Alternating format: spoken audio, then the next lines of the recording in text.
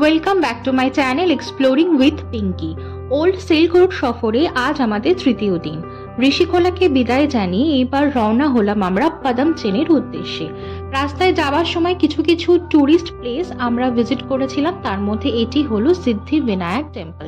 দেখতেই পাচ্ছেন এই টেম্পলের প্রথমেই সমুদ্র মন্থনে খুব সুন্দর একটি স্ট্যাচু দ্বারা এখানে স্থাপন করেছেন, এবং এই যে এটি হলো সিদ্ধি বিনায়ক অর্থাৎ গণেশ মন্দির, এবং পুরো ভিউটা দেখতে পাচ্ছেন কত সুন্দর পাহাড় দিয়ে ঘেরা। আর আমরা মন্দিরের ভেতর ঢুকে গেছি, এবং মন্দিরের ভেতর ঢুকেই প্রথমে গণপতি বাপ্পা অর্থাৎ সিদ্ধি বিনায়ককে আমরা দর্শন জানালাম। দর্শন জানানোর পর মন্দিরের ভেতরটা কত সুন্দর রকম ভাবে গণেশ ঠাকুরের বিভিন্ন রকমের মূর্তি দিয়ে তারা মন্দিরটাকে সাজিয়েছেন। সত্যি দেখতে কিন্তু চমৎকার লাগছিল। আমি এবং মিস্টার সরকার আমরা দুজনেই কিন্তু একদম সকাল সকাল ঋষিখোলা থেকে বেরিয়ে পড়েছিলাম, যাতে সমস্ত রকমের ট্যুরিস্ট প্লেসগুলো খুব ভালোভাবে আমরা ঘুরতে পারি। কিন্তু দেখতেই পাচ্ছেন ইতিমধ্যে কিন্তু মন্দিরের ভেতরে অনেক ট্যুরিস্ট এসে গেছেন, আর সকলে কিন্তু গণপতি বাপ্পার ছবি তুলছেন, আবার কেউ ভিডিও করছেন। এই সুযোগে আমি এবং মিস্টার সরকার দুজনে মিলে একটা গণপতি বাপ্পার সামনে ছবিও তুলে নিলাম। দেখতেই পাচ্ছেন আমি আগেই বলেছিলাম এই মন্দিরটাতে আপনারা গণপতি বাপ্পা বা গণেশ ঠাকুরের কিন্তু অনেক রকমের স্ট্যাচু দেখতে পাবেন। বিভিন্ন রকম ভাবে গণেশ ঠাকুরের মূর্তি দিয়ে তারা পুরো মন্দিরটাকে সাজিয়েছেন, আর দেখতে সত্যি চমৎকার লাগছে কিন্তু। আর এই যে গণপতি বাপ্পার মন্দির আপনারা দেখতে পাচ্ছেন, এবং এই গণপতি বাপ্পার মন্দিরের ঠিক পাশেই বজরংবলীর কিন্তু একটা মন্দির রয়েছে, এবং এই বজরংবলীর মন্দিরটাও কিন্তু সত্যি অপূর্ব রকম ভাবে তারা সাজিয়ে তুলেছে।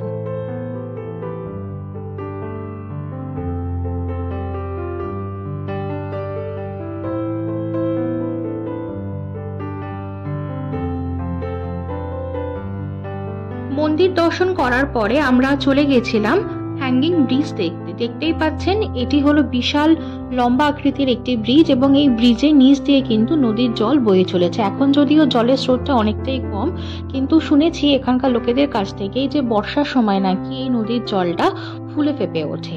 আর দেখতেই পাচ্ছেন চারপাশে কিন্তু বিশাল বড় বড় আকৃতির পাহাড় রয়েছে, উপরে ব্রিজ এবং নিচ দিয়ে বয়ে চলেছে নদীর জলের স্রোত। সত্যি দেখতে কিন্তু চমৎকার লাগছে।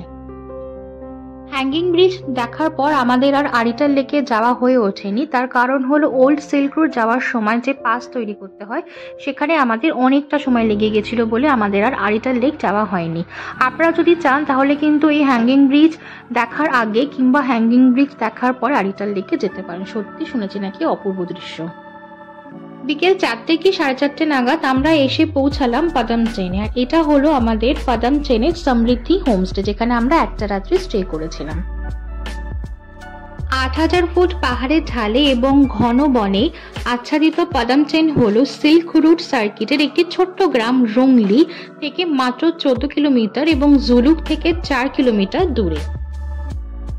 পাদামচেনে থাকার সময় আপনি থাম্বি ভিউ পয়েন্ট থেকে 11,200 ফুট মাউন্ট কাঞ্চনজঙ্ঘা রেঞ্জে সূর্যোদয় দেখতে যেতে পারেন।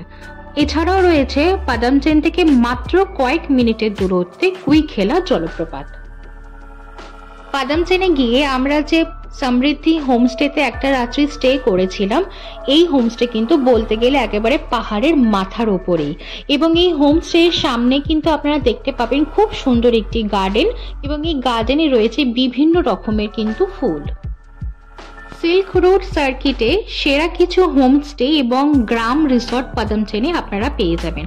আমরা সমৃদ্ধি যে হোমস্টেতে ছিলাম সেখানে ওয়েস্টার্ন বাথরুমের সাথে সাথে রয়েছে গিজার এবং নানান রকমের সুযোগ সুবিধা। দুপুরের লাঞ্চে এগ ভুর্জি, রাইস, ডাল, স্কোয়াশের সবজি, স্যালাড, এবং বিকেলের স্ন্যাক্সে তারা গরম গরম পকোড়া, ভেজ আর সাথে কফি দিয়েছিল। আর আমাদের রিকোয়েস্টে তারা একটি বনফায়ারের ব্যবস্থাও করে দিয়েছিল, কারণ রাতের দিকে টেম্পারেচার কিন্তু -1, -2 মতন চলে গেছিল। মাইনাস টেম্পারেচার আর তার সামনে বনফায়ার আর পকোড়া চিকেন তো রয়েছে।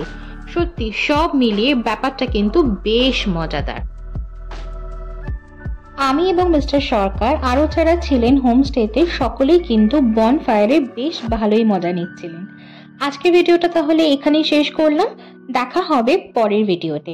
আমাদের নেক্সট ডেস্টিনেশন হলো জিগজ্যাগ রোড।